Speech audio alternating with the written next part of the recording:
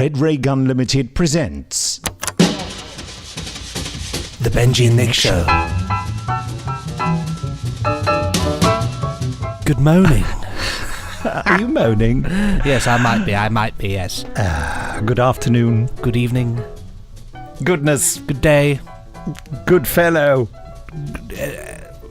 Loch Ness. There you are. Welcome to the Benji and Nick Show. Welcome. He's Benji. And I'm Nick. No, I'm not. No, that's Nick. Crikey, it's all gone pear-shaped. Come in, sit down. How are crazy. you? We can't hear what you're saying, but hello. What do we do? We talk cult television. We talk all about our favourites TV from times gone by. Some things we've seen, some things recommended, and just some things.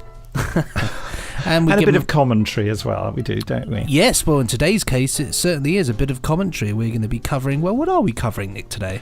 Doctor Who, Revenge of the Cybermen, Episode 1. Yeah, 1975, Tom Baker, Cyberman episode. Controversial in Doctor Who history, because a lot of people don't like it and think it's a bit naff, and it's one of my favourite stories, because I'm of a certain age.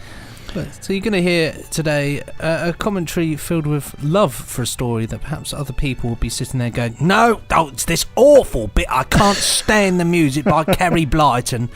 Get rid of it. What are those flares about?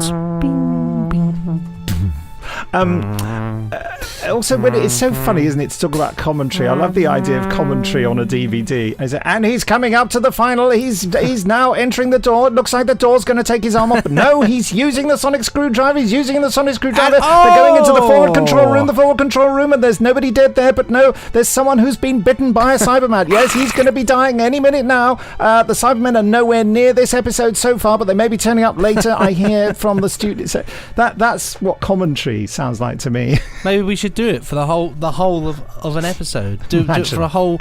We could do it for a real good, a nice 7-parter. Really, really drag it out with commentary like that. Doctor Who Inferno. Can you and there's another Primord. He's dribbling again. Yes, you see that bit of dribble. I think there's going to be a steward's inquiry about that. And the beard's gone. The beard has definitely gone. It's vanished. The moustache has gone. And the eye patch is back. There it is. We know who it is now. Yes, well, we'll hopefully be able to give you some kind of interesting commentary on the proceedings today. Although before we do all of that, I believe we've plucked some emails from the stratosphere, which may amuse and entertain. Yeah, well, go on, you read one out. Okay, well, this one, the subject of this one is wonderfully titled Listener Email. Brilliant. Just in case we're not too sure what it is. It was sent on the 15th of the 5th, 2019 at 1:01. And it is from Stephen Small. Hello, Stephen. Hi, Nick and Benji. Since this person is dead, maybe you can start your podcast off by saying Ronald Reagan. Being an American listener, I'm curious if you would, or if you have been given options and reactions about opinions, and reactions about Adam West Batman and the original Star Trek. Hope you'll talk about them on the next podcast. Well, I can answer this one. I've got the original Adam West Batman on Blu-ray. I've got the whole set, the complete. I've got it on DVD. Well, so this is very much doable then, isn't it, really? Yeah, and for a while I persuaded my son to watch it, and I used to say, what do you want to watch? 1960s Batman. And he loved it all. It is so good, though. It is. I absolutely love 1960s Batman with a passion. With the narrator who speaks like that. Who's a really got weird big way problems. of speaking. Will it be doom for Batman? Or maybe he will hang around. Absolute class, isn't it? Absolute class. Well, certainly, the other entry you've got, original Star Trek. If you look back to our the very early episodes of our podcast, you'll find that we actually have touched upon the original Star Trek. In fact, I'm tempted to say we've actually almost covered the same episode twice, did we not? Because me and Jamie did an episode of it, and then you returned the following week, and we sort of touched upon it again. We did, but the official episode was you, because I was off sick. I had that awful cold that lasted for months and months, didn't I? The bone ache. And I was unable to work for at least 2 podcasts worth, I think. And Jamie, bless him, stepped into the breach. But yes, you did Balance of Terror, the Romulan episode. Cracking episode, that one, wasn't it? Yeah. I was really disappointed that I was sick and couldn't do it. It was very... Yeah, so we must return to original Star Trek, as indeed I did the other night, where I just found I'd stopped in the middle of what is it? The Way to Eden, I think it's called. Oh, it's like yeah. the second to last episode with the man with the big ears, big ear lobes, not Mr. Spock, large lobe, who's got a terrible disease but wants to go to a primitive planet where he'll infect them all because he's nuts. Nice man. But also I'd just like to go back to the Adam West Batman. I can't remember whether I've told you this fact, which is that the narrator, the one who speaks like that's actually the producer. Is it really? Did you know that? I had no idea that was really. Because, well, obviously, I suppose they were auditioning. Definitely gets the idea. So the story goes, because they were auditioning people, and the producer kept saying, "No, do it like this," and he kept doing it, and they eventually said, "Well, why don't you just do it?" And the rest is history, because he did a great job. Absolutely iconic, isn't it? Really. So, Stephen Small, it's a 2 out of 3 hits for your email. We will be discussing Batman at some point. We'll do another Star Trek original series episode. Have a look back at our podcasts, though, the old ones for the Balance of Terror ones. Very interesting. But we won't be saying Ronald Reagan at the beginning of the podcast. Ronald Reagan presents. Ben, actually, my son, who's 9 years old, for anyone who's listening and didn't know that, he wants to do that. Does he? He wants to do the Red Ray Gun Presents. You should get him to do it. That'd be great fun. Yeah, it'd be a bit weird, wouldn't it? But yeah, all right. Okay, now this one. Subject, Revenge of the Cybermen. How apposite.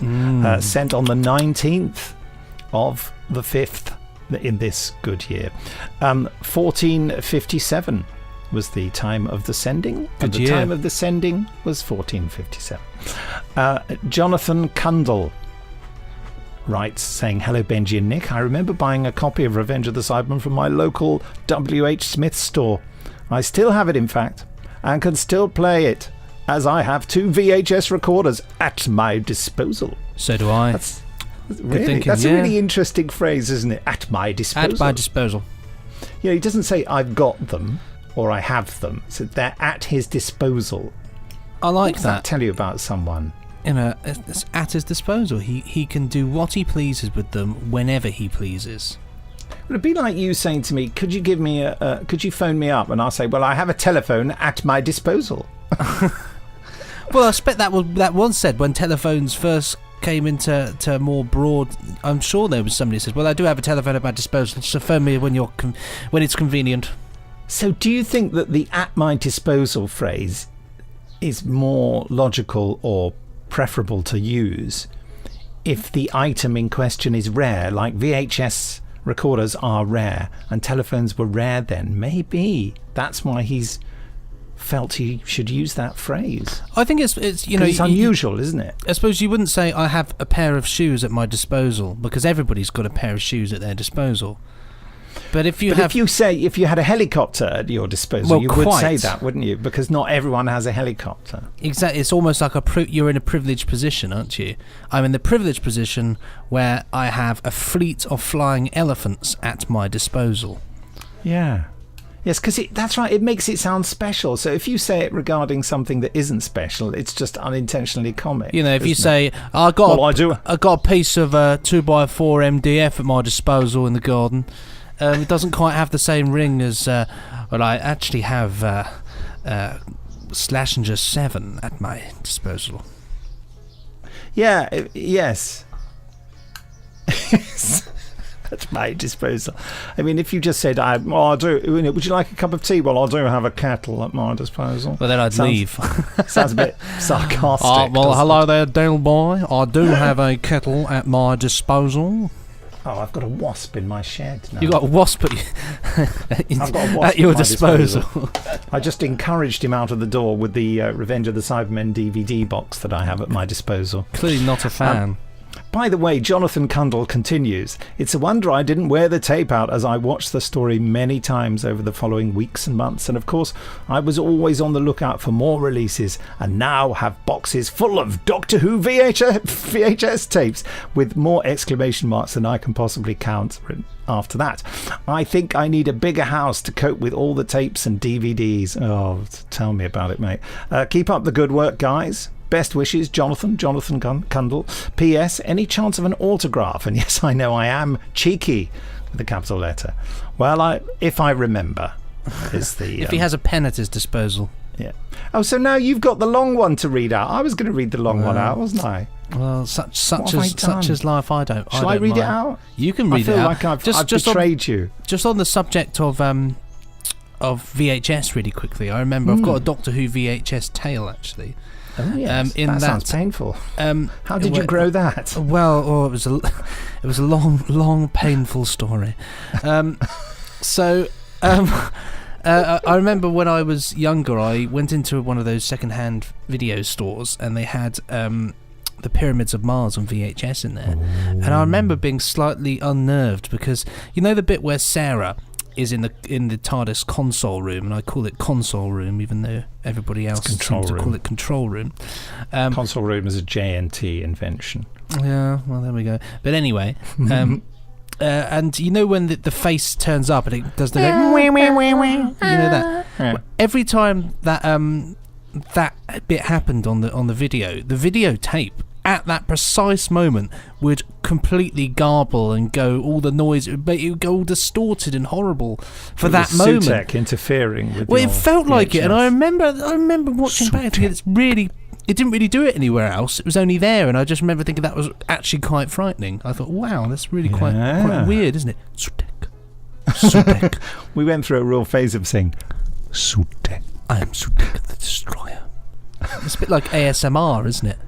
You know, what's ASMR? It's when people talk like this really close into the What's ASMR? It's like a sort of thing. It's very popular on the internet. It's like a relaxation sort of thing. What does it stand for? People talk like this, ever so calmly. So they'll say, Nick, take a seat. I'm going to make you a cup of tea. Would you like any milk? And people find it. Pardon. But people find it incredibly annoying. They find it incredibly calming. It does something to Not for me. I'm a bit hard of hearing. It stands for autonomous sensory meridian response, which interesting. It's some form of strange sort of sensual sensory experience. Well, I find it a bit odd, to be honest, but you know. I feel a little bit calmer actually, if slightly out of the picture, because I didn't hear everything you said. The cakes. Right. The cakes. Calling Benji and Nick. This was sent on the 19th of the 5th, 2019 at 14:47. Well, similar time to the last one. So this is from James Macaronis. Sorry, just making names up now, James. Gratitude first. After a catastrophic election night down under, it was hard to feel anything other than well and truly scragged. Okay, so no one tells us about Australian elections in this country. No one's reporting on that. Isn't that weird? It is odd, isn't it? Considering it's, incredibly important, really, and they have the same and also scragged is clearly an Australian slang word that we've never heard of. I don't know what it means. I don't know. I like it though. I am truly and utterly scragged. Scragged. But for a little while, I could smile again, listening to your Death to the Daleks commentary and discovering that the graffiti in the Exelon tunnel spells, well, suffice to say, it's not something I expected in Bernard's vernacular. Yes, didn't we discover that the writing on the Exelon wall looked a bit rude? Anyway, I must admit, that's just amusing me thinking back to that, actually. It's just like children. Oh, look, it's a rude word. I must admit, for a story you two adore, I was a little taken aback by your irreverence. But it only served to remind me of the magic of Doctor Who. That even when we see its faults laid bare, we are nonetheless enthralled.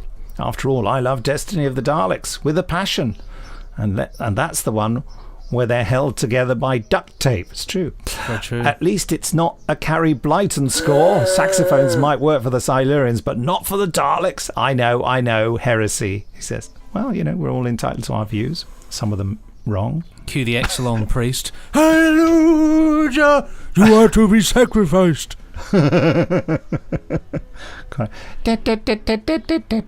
Anyway, skipping gently on, it was a delight to finally hear your thoughts on Sapphire and Steel. I 100% agree with you, Nick. Assignment 1 is a superb introduction to the series, and I'm also not convinced Assignment 2 is the best of the bunch, or ideally suited for first-time viewers. For me, I suspect that honour goes to the wonderfully creepy and tightly paced Assignment 4. Goodness, what happens in Assignment 4? Can't remember. It was a palpable pleasure to hear Benji reminisce about being told to get a haircut and straighten his tie.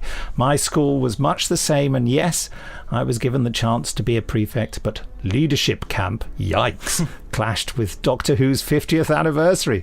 So I declined, under the pretense I wanted to focus on study. Good man. Good. Though I really just wanted to see the TARDIS blazing across the cinema screen for the first time in 40-odd years. Looking back on it, I can confidently say I made the right decision. Well done. Definitely. We fully support your educational choices. All in all, gents, you continue to take the edge off trying times with your tangential tete-a-tetes. And that's the truth. But questions always remain. Whatever happened to Alien England? I know, that's my little first episode of a talking book thing I wrote about a sort of alternative future day after tomorrow history where things happen. I understand my fellow listeners might not want to interrupt scheduled programming, but even if it's in the form of a new podcast from Red Raygun Limited, I'm itching to know what happens next. It was a startlingly contemporary take on old school sci-fi paranoia. Have either of you been watching Killing Eve? I have. Have you been watching Killing Eve? I watch it probably in about 25 years. Well, it won a BAFTA for Best Drama. Yeah. Although I dismissed it at first, a friend insisted I watch it, and I found myself hooked, largely because it was nowhere near as solemn as I thought it'd be. Oh yeah, it's really quite hilarious. While still being, more often than not, a spine-tingling exercise in suspense. And Fiona Shaw would make a phenomenal 14th Doctor, she would. Interested to hear your thoughts on whether serious stories should make room for quirk, strangeness and charm, or if they should stay as sober as possible. My view on that is it's a very American stroke British thing for things to stick in their genre, And when you watch European movies, they just tell a story. Definitely, and the writer and the director doesn't care whether it gets ridiculously funny or very serious within 5 minutes of each bit of the story. They just tell it. And I think that's happening more and more in US and British mainstream stuff. And that is a really good example, Killing Eve. And it's no coincidence that Phoebe Waller-Bridge is involved in it, who's written and starred in Fleabag, because that's very much her style, to tell you something that's hilarious, but then also show you the awful side of it, or show you something awful and then laugh out loud at it. And I think that it is beholden to us to tell stories in a way that suits the story and not get the mood or the tone like a big gloopy sauce and smother the story in that. Say this can only be a strawberry flavoured story, this can only be a sad story, this can only be a happy story. I think it can be everything depending on what the story is. What do you think, Benji? A story cocktail, really, I suppose. Really, I think it's hammer of gods of story. I think it's nice when things do shake itself up. I think as well, being able to shake things up a little bit and deviate from one central concept shows great confidence in a television program to be able to do that. And that's what I think. If you're confident with the concept of what you're doing, and you're able to have fun with it and tell a great story, then I think the sky is the limit. I think actually when things get too bogged down with what they are and what it is, and and what it's meant to be, it can sometimes lose its appeal. You know, I mean, dare I say it about Star Trek? Star Trek can go one of two ways. You can do two very different Star Treks if you wanted to. You could do Star Trek where it's very it's very much tied up in its own lore and its own way of doing things, and the way in which the characters work on a ship, the history. Or you can really play with the concepts and do fun crazy different things. And I always like the episodes that are a bit different and crazy, because I really feel like you think, oh, this is great, they're really having fun with this. That's what I think. But to have the different crazy episode, you also have to have the standard, as it were, episode for it to contrast. Otherwise, it would just seem like that's what the show's like. But contrast is key, isn't it, I think? Yeah, I think you're absolutely right. That's spot on. I mean, the Orville is an interesting example of a sort of Star Trek thing, because I had problems with that, because I could see to start with that they very much played for the laughs to start with, and it's got more and more serious as it goes on, and then every now and again it surprises you with a character, more often than not Gordon, the helmsman, coming out with some completely inappropriate or just off the cuff thing that people would say. I mean, there's a really serious bit where they're being scanned by this ultra advanced species, and this sort of really brilliant effect that scans through. Sorry, I was just distracted by an email. That scans through the ship, and they go close on Gordon. He says, "Oh God, I bet this gives you cancer." Oh my God. Oh my God. Anyway, from James Macaronis, last question, apropos of nothing. Favourite Target novelisations? I can answer this one. I can so answer this one. Okay, go on. It has to be Doctor Who and the Daleks, purely because I just love the different opening. Yeah. I remember reading it as a kid and being like, what? This didn't happen in the film or the TV version. What is going on? But I really liked it. I thought, oh, this is great fun. Really atmospheric. So go without a question. Any others? I was a bit of a dark. I love the Web of Fear as well. Probably. I think I only read the Web of Fear a few years ago, actually. Oh, did you? And they call him Doctor Who, don't they? Yeah. And also TARDIS, not the TARDIS, TARDIS. Yes, we must go to TARDIS. I think as well, another one. I was a huge Dalek guy as a kid, so a memory of mine was I managed to find Planet of the Daleks, the Target novelisation, and we had at secondary school. We had to have those library lessons where you just sit and read books. Yeah. And I remember feeling incredibly happy because everybody was reading these sort of, the sort of rubbish stuff you get in the school library.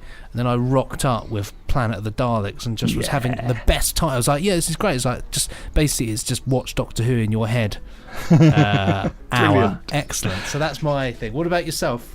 Well, it's interesting, the Planet of the Daleks, there was a Doctor Who omnibus book they brought out, a big hardback book, and Planet of the Daleks and Genesis of the Daleks were both in it. Oh, great. With illustrations throughout, so that was quite interesting. My favourite,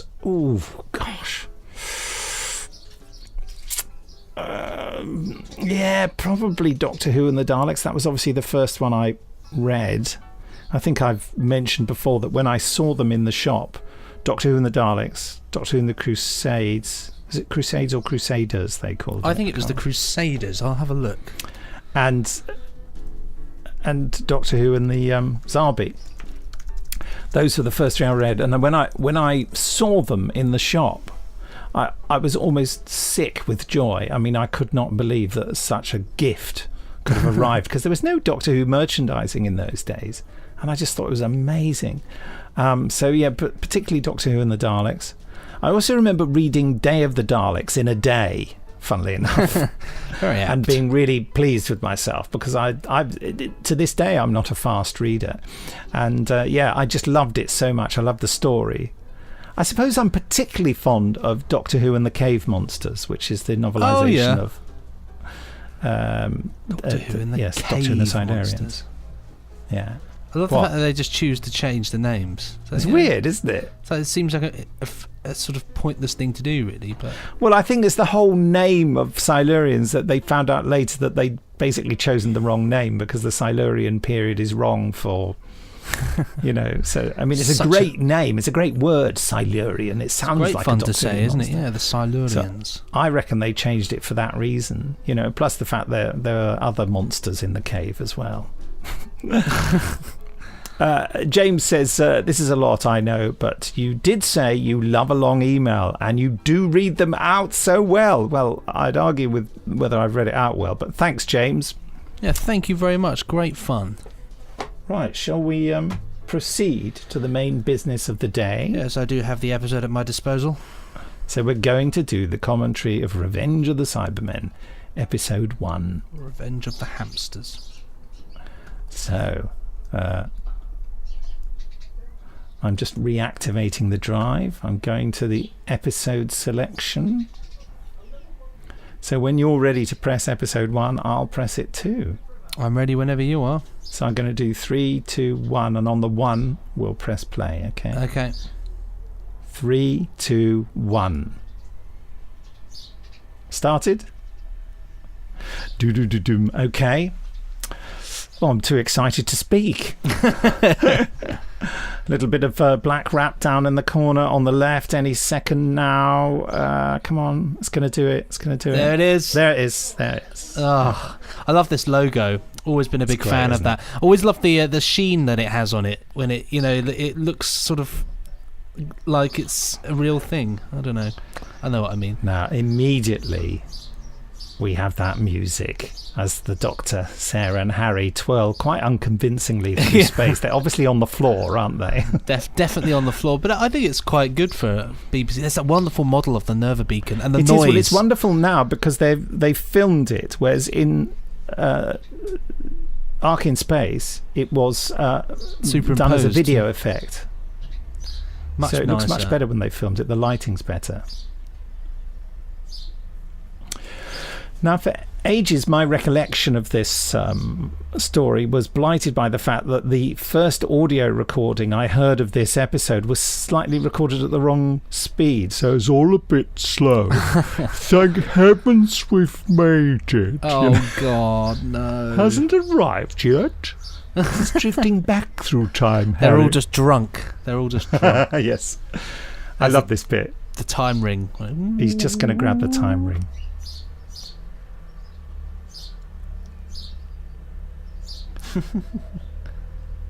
I already knew something was going on with the music. I could tell. I was thinking, this is different. Oh, now we're going to see an awful lot of dummies on the floor now, aren't we? Yeah. Is that Engelbert Humperdinck on the floor there? It does look like. It looks like yes. It looks like he could be a Eurovision Song Contest winner. What was Engelbert Humperdinck's famous song? Oh, I don't know. Humperdinck Humblebert. Never mind. I thought you might Google him. But I don't want to miss Revenge of the Cybermen. The background looks a bit Lego-ish here. They've added the Nerva Beacon didn't have that Lego background, did it? I think it's great though. I just love it as a set. I love it. I think it's probably my favourite set in all of Doctor Who. Actually, it's beautifully done, isn't it? I just think it's just it's a space station. Look at the models. They've all got the same haircuts. The that dummy long men, neck. Yes, I suppose they just couldn't afford enough extras to lie on the floor, could they? Or extras who wouldn't keep itching themselves. Yeah. Well, maybe it's part. You can see the wire there, the lights. Ooh. Look at their leg, the way they are. Oh. Now look out of the gantry there. Oh, too late. Pluto Earth 15 incoming vectors 17. Dick Mills absolutely smashing it there with these noises. Now this guy's brilliant, isn't he, Warner? He's brilliant, yeah. Michael Bryant, who directed this, also directed The Sea Devils. You could tell, actually. Well, that guy is in The Sea Devils playing a really similar role. The guy at the control panel, the operations man. Can you hear this voice? Michael Wisher? Not him. Brilliant way of just explaining the story. Someone having to tell someone else. Perfect. Simple but effective.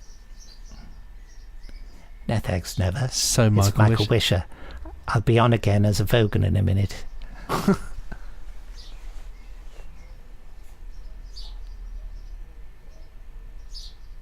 A tour is impeccable. RP. Michael Wisher was a bit of a caretaker, wasn't he? He could do everything. He was always called in to do the jobs. Oh, here's Tony Blackburn. Right. He does look like Tony Blackburn. I never thought of that, but yeah, Kelman. Obviously, something up with him. I'm a bad guy. He's thinking. I'm wearing a dark jacket to prove it. I'm just an exographer. Zographer. I was an ographer, but now I'm an exographer. That joke again. We'll just make that joke again. Yeah, why not? Why not? I was thrilled to see Colonel Buckham from Freewheelers in this. He looks rather hot, doesn't he? Oof. Might want to loosen your tie. That looks like a very uncomfortable bunk. Why does it have those big tubes holding it up? Well, why's the bunk in there as well? I suppose for the plague victims, I don't know, but... I don't know what's going on here. That's a really old canvas mattress as well from a yacht or something, isn't it?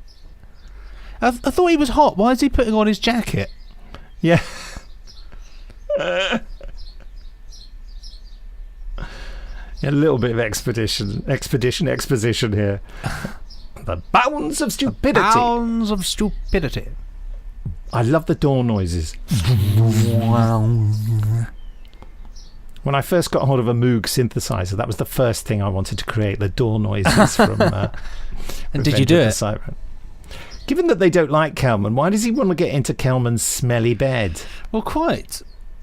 And what was Kelman doing sleeping on Colonel Buchan's jacket? And why are they sleeping in the control room anyway? And now look through the gantry. You can see the floor and the lead on wires, the floor. Yeah, gosh, it's terrifying. It's a shame. The lights moving. Yeah. Well, I think the effect does work though. I only noticed it the last time I watched it. Likewise, I only really noticed all those shop window dead dummies. But then one could just take it in that it's like part of the support of the ship, the station, you know. That's what I thought, yeah. Q section. Yes.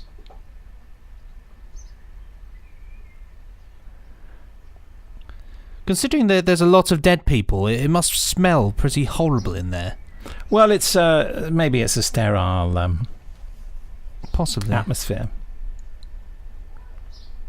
It is quite unpleasant, the concept, isn't it? A ship full of bodies. It was awful. I wouldn't want to be in that situation.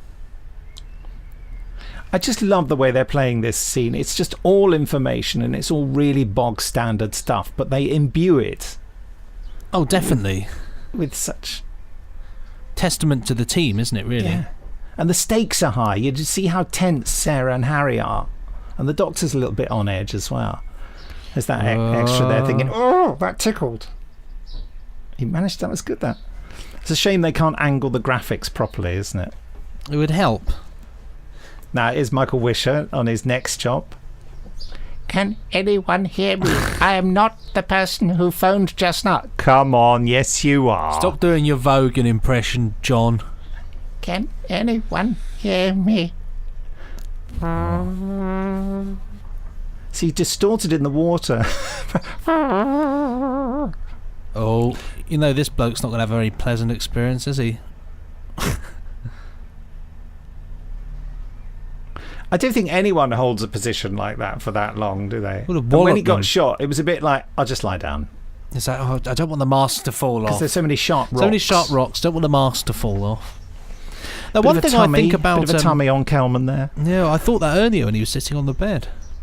One thing I do think about this season in particular is that the design, the set design, everything looks very metally and real and sort of bulky.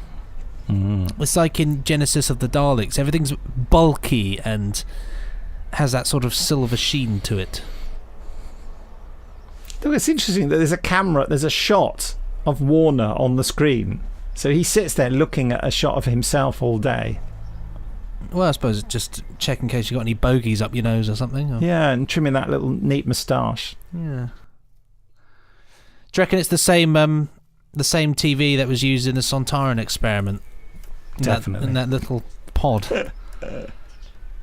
What to do with you? Is that a Welsh accent he has? Has he been in any westerns? Who?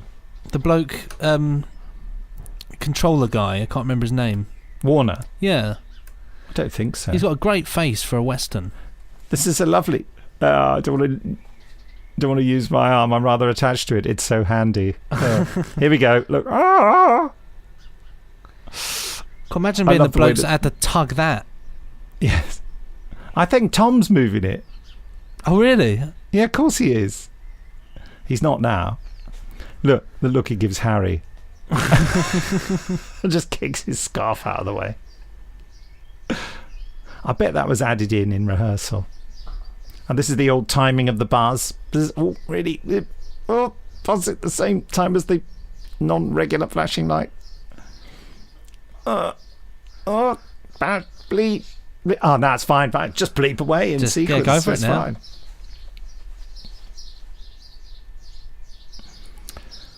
And so Warner, isn't Warner exposed to the plague down there? Those great guns. Yeah. I've got a bit of a problem with them having guns and bullets inside a space station. It seems a bit silly. Yeah, they should have been ray guns, shouldn't they? But obviously Michael Bryant wanted a bit of, in inverted commas, reality. Talking of reality, here are the facts. Take him out and bury him. Sure. I never liked her anyway. So why did you bring that in here? Take it away, for goodness sake.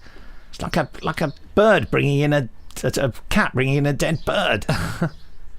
Michael Wisher in his third role in this story.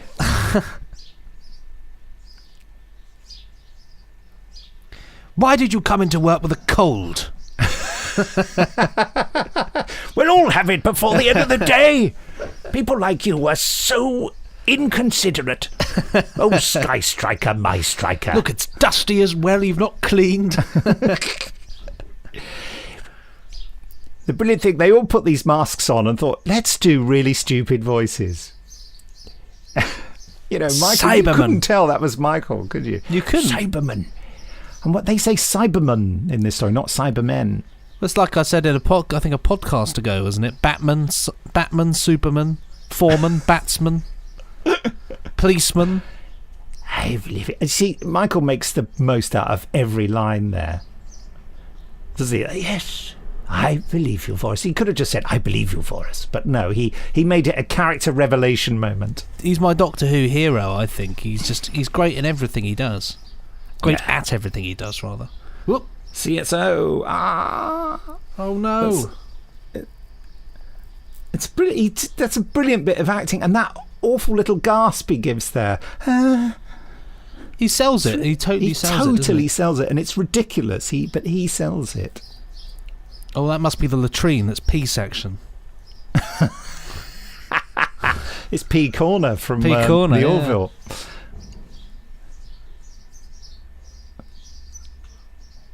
What's Tony got in his pocket? It looks like there's something square in there. Must be something he uses later on, maybe. Interesting neck glowy effect that really was mimicking one they did. Now, look, he pulls the tape off and it's not against the tape head, so why is it making that noise? Beyond the question of why they're using... as well. You see that ladder? It's just like your bog standard ladder that you just got in the garage somewhere. There'll be some firelighters next to it. Lick of paint.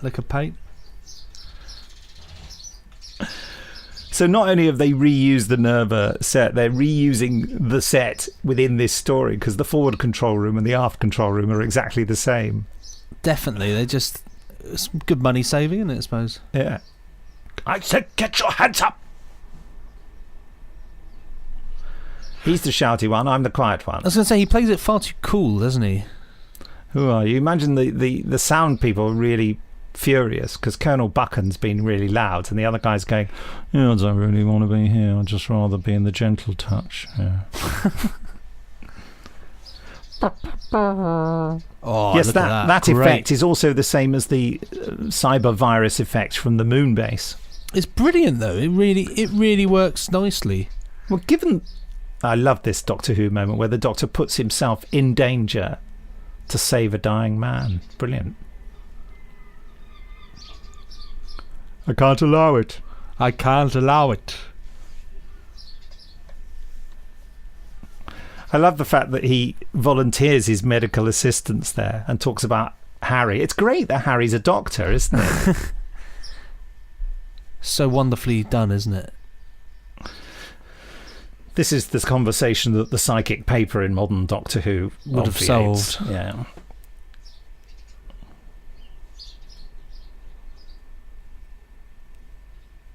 Yeah. No, they died. So how was it according to them? They said, I think this could be the... I mean, I don't know how they mistook silver things going around biting people in the neck for a transmittable infection. No, it's not that one, Benji. It's not a silver thing. It's actually just a very big cat. A cyber cat. A sat. I'll tell you one thing. You won't be stuck. Look, he gives her the gun. That's ridiculous. He was just holding her at gunpoint. He doesn't know who she is. Gives her the gun. Yeah, that is ridiculous, isn't it? That's a bit of business that's been worked out by actors in rehearsal, and the director should have said no. You know, he wouldn't give it to the other bloke. Yeah, or keep it. It's got a. Surely you'd have a holster. Strap. It's got a strap. He could have kept it on him while he carried him. So, of all the people to be stuck on a space station with, you wouldn't want to be stuck with Kelman, would you? What a weasel. No. Live and let die prop, right there. He doesn't go to brush his head. He said, I must turn the interesting bit round to the camera.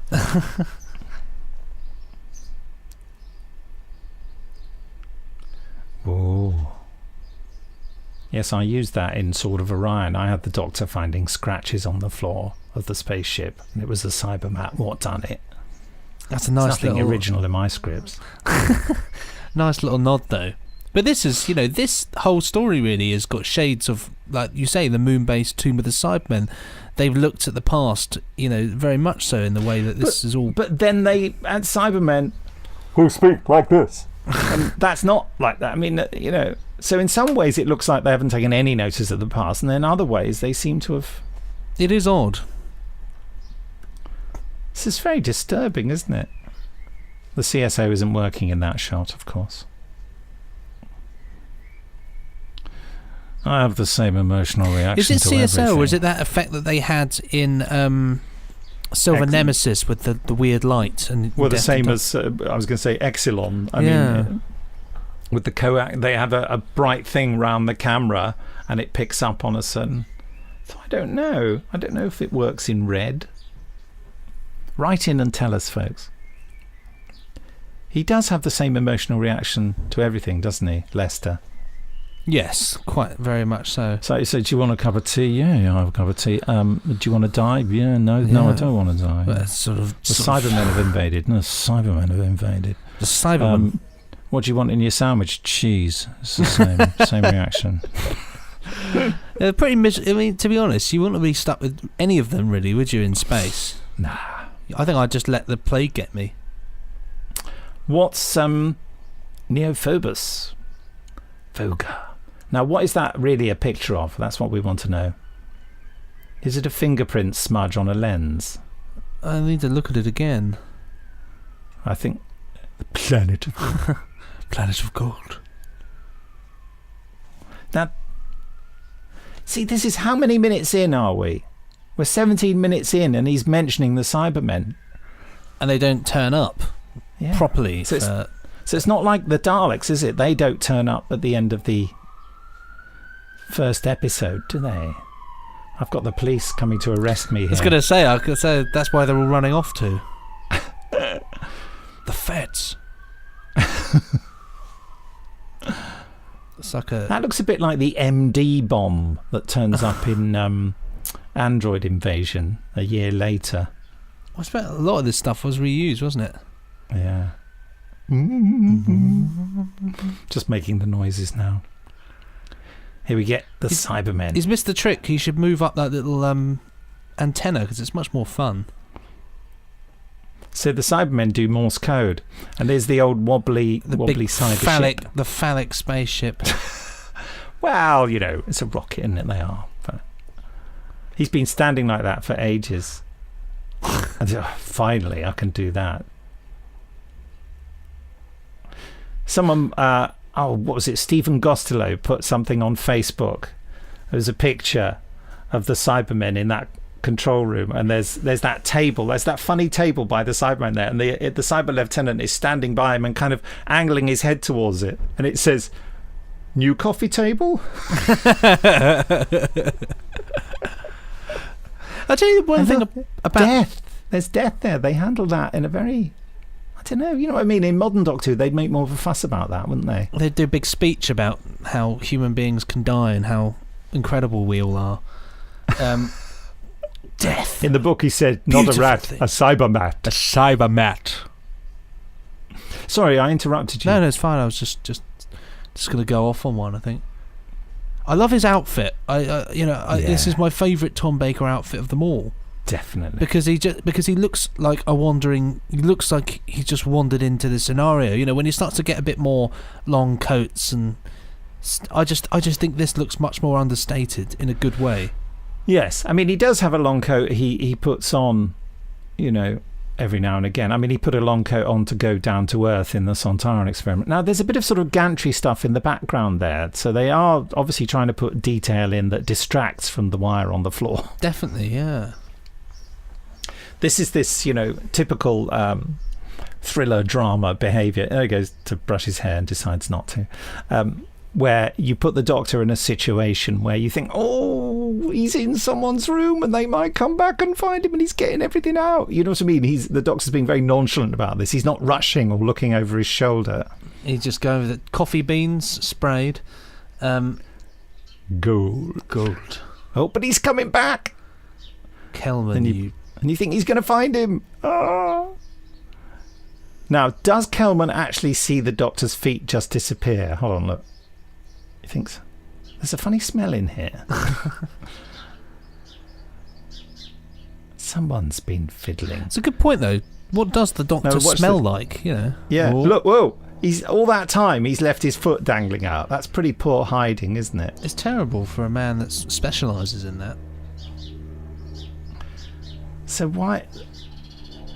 And it doesn't occur to the Doctor that Kelman might have seen his foot. This is a really elaborate way of sorting the Doctor out, isn't it? I mean, how was Kelman going to explain this? Yeah, I accidentally electrocuted him by attaching the mains to my vent system. What's he doing? He gives him a great look, though, doesn't he? A real sadistic, like, yeah. I'm going to get you. But can you explain to me what Kelman's actually doing? What did he... Well, no, not at all, because it's a complete made-up load of old rubbish, isn't it? But, I was hoping you'd help. And what's that? And now there's electricity as well. He's electrocuted the floor and made smoke come out of it? What's going on? Wouldn't that cause a major explosion that would cause depressurization of the base? But wouldn't the others be able to smell it and think, oh, there's some horrible old gas going on around here? Poisonous gas. And also, Kelman's not thinking about... He's got to sleep in that room later. All full of gas. When the computer... They just got some announcer to read out a load of old nonsense. Rubbish. When the computer dealt with original errors... Blah, blah, blah, blah, blah. He fluffs his line in the next bit. The announcer.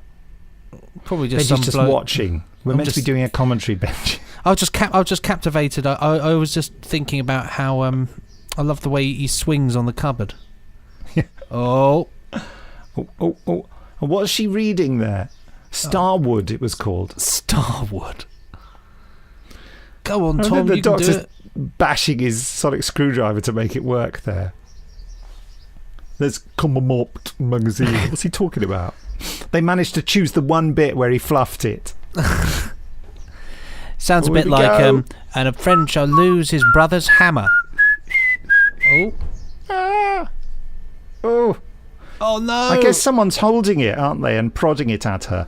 You see, if they were really clever, what they would have done is have a double terrifying thing where the Doctor is stuck in there with the big smoke going off, and then that happens to Sarah, and then you've got that's double terror. You're thinking, how is the Doctor going to save her when he's stuck in that situation? But instead, it kind of weird. Michael only gets credited for one of his roles there. I did them all.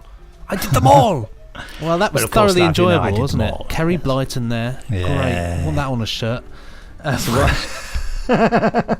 Right there. So what's your reaction? Great episode. I love that first episode. Again, it's got the same reason I love Death to the Daleks first episode. It's just a solid, good bit of telly. And there it is. And there we go. Could so easily watch the rest of it. But so no. Easy, that's a day, isn't it? We have a life to lead. We do. Oh, fab though. Fabulous stuff. Should we see whether Jamie Anderson's around? Yeah, go on then. Well, at least I hope he's having a better day than Jamie Oliver, as all of his restaurants have now gone into administration. Really, have they? You'll never guess who's trying to FaceTime me right now, John. It's bloody Nick Briggs. Is it Nick Briggs? Yeah. Hang on, I'm just going to tell him to go away, John. Drawing a blank on the Anderson. Nick Briggs, this is a bit awkward. You're FaceTiming. Are you doing a podcast? Yeah. Because I'm doing a podcast interview with John Coleshaw currently. Oh, are you? Hello, John. He can't hear me. Hello, Nick. He can. He says, hello, Nick. Hello, Nick. Oh, bless you. Well, we've had an accidental celebrity guest. Yes. I'm sure I can snip this bit out and forward it to you so that you can actually have all four of us on your podcast, possibly with John's permission. Wow. Amazing. Amazing. Yeah, well, John, see you soon. Absolutely marvellous. He says, see you soon, John. Oh, so sorry. I keep talking over everybody. Cheerio. Yes, see you soon, Nick. See you soon. Bye for now. See you soon, Nick. Get on with your podcast. Thank you, and you. Goodbye. Bye. That was podcast clash. That was the wheels of industry are turning, aren't they? Really? We're all podcasting. None of us can stop it. Okay. Is that the second celebrity appearance, surprise appearance on the Benji and Nick show? Why? What was the other one? Peter Davison. No, that was on the Big Finish podcast. Was that on the Big Finish one? Oh, rubbish. To Benji, it's all just podcast recording. He doesn't know which one's one. which. Yeah, it all blurs into one for me. It all blurs into one. We've got Joan Collins next week. Hello, darling. And what are you doing in my garden, Joan? Get out. She's doing the geraniums. It's a new dance. It's a new drama. The Geraniums. On And now on BBC BBC Two. One, The Geraniums. It does sound like it, doesn't it? Sort of plant-based family drama. Starring who would be in the Geraniums? Well, Joan Collins. Well, obviously Joan Collins. Yeah, who's a good safe bet? You know. What's his name from Ever Decreasing Circles? Peter Egan. Yeah, I think Peter Egan would be a safe bet for the Geraniums. It certainly would. Yeah, in a flowery shirt. Patrick Allen doing some form of narration. Perfect. I think he's dead. Well, he is dead. Yes. You'd have to get Peter Dixon to do it. That'll do. Yeah. You know what we've got left to do? Oh, the dance. Yes, of course, the ceremonial dance of Rassilon. Yes.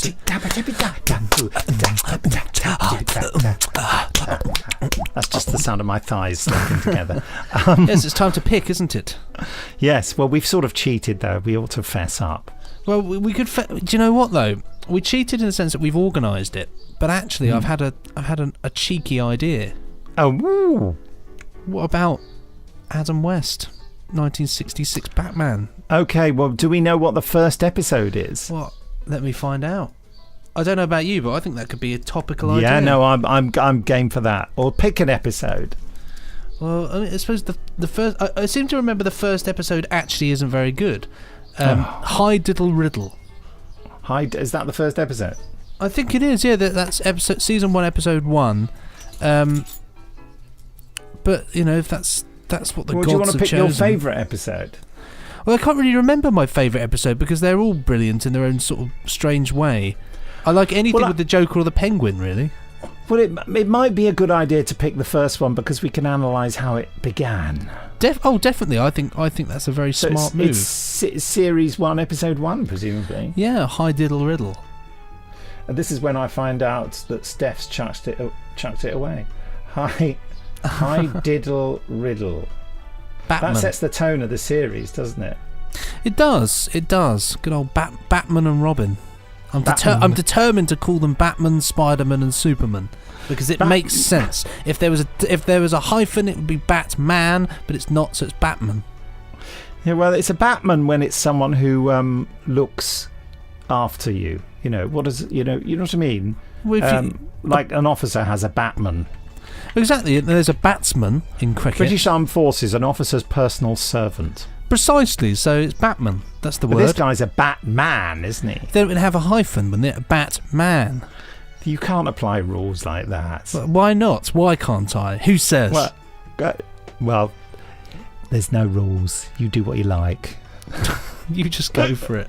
Yeah. Okay. Then. Well, this seems like a Batman. solid choice. That's good. We surprised ourselves there. Well, it's good to be. Otherwise, we were going to go for the professionals, which is a great choice. But I sort of quite like. I feel like it's good to stay topical if we can do it and people ask for things. Why not? Batman topical? You mean because we just mentioned it? Because we just mentioned it. Yeah. Yeah. Fair enough. And then we were thinking about freewheelers too. We might. Freewheelers is another one that is going to appear soon.